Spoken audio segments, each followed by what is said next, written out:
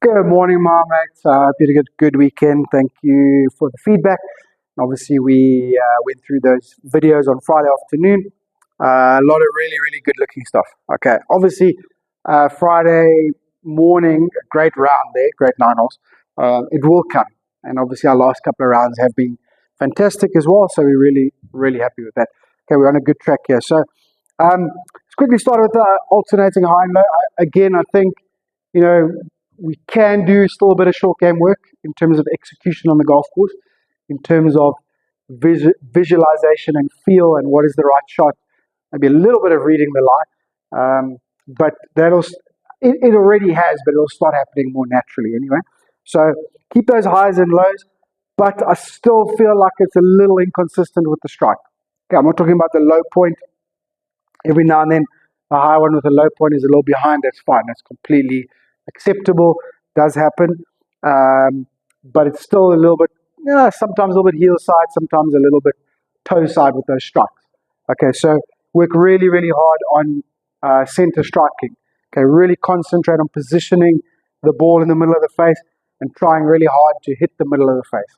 Okay, and figuring out when you don't. Okay, right.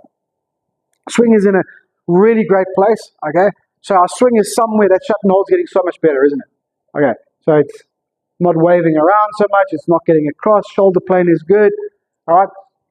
The reason we don't swing like that is there's no flow. So the key move when you get shut and hold, the key move is then to resist, have soft hands, and drive into that left leg. All right. Okay, we can't do that. It's going to happen naturally. So it will feel a bit dead sometimes a shut and hold, and it will be slightly above the plane. That's where that flow comes in. All right, that sequencing. Okay, so but the position of your body and the club in shut and hold is just awesome. Okay, so work really hard at shut and hold on lining up. It's also going to give you a slightly better feel. Okay, predominantly at the shoulder, okay, but a little bit of club face as well. But I love what happens here with shut and hold, and I love what happens here with shut and stop. Let's call it that. Okay, stop at the top. Really loving that. Okay, there's also some good sequencing there with shut and stop, isn't there? That left hip really works nicely. Okay, so really awesome. Okay, and then right wedge under the right heel just does wonders for our downswing posture. Okay, so being able to stabilize there, drive through the legs and keep the posture is kind of where we're at. Okay, so we're going to marry the swing between shut and stop and wedge under the right heel for the downswing posture. That's where we're at. Okay, we marry those two. They're covered. I mean, it's the signs, not only on our videos, but on the course are there. Okay, so really good. Okay, and then the issue is, the big issue at the moment is the driver. So we can see at the end, yes, we're working on the squat, which I like. It's the same idea as what I've just been speaking about. Okay, but right at the end of the backswing, we're getting a little bit of change of center of balance there.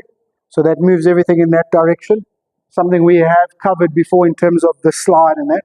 Okay, and then obviously that gets the shoulder plane flat and the club across the line. Okay, so from there we kind of have to go this way, and then it counters everything we're trying to do. All right, so we just got to do shut and stop and wedge under the right heel, okay, with the driver as well, and just get into that feel. Now, maybe you can see, maybe you can't, but getting in that feel there, if you're aiming left, is not going to work because the ball's just going to go there. Okay, so that shoulders really come into it. All right, but if you do some drives at the end of your session, focus on the end of the backswing. So obviously line up, but at the end of the backswing, don't let that move happen. Where that hip goes there, the weight goes into the toe, and the club gets across the line. It's got to be solid. I mean, I'm a little bit laid off there, but that's the feel. So that as we squat, everything drops here in front of us and we hit the back of the ball. Otherwise, it's shallow, open face, big push. Okay, so that's just how it works. Yeah. So we're recycling because I really love this results we're getting. Okay.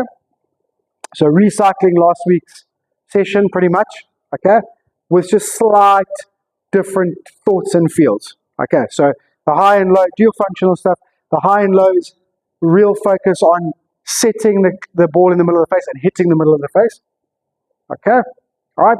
And then the shut and stop, hit some drivers with shut and stop. Okay, and then wedge under the right heel, which is the same thing. Two of them.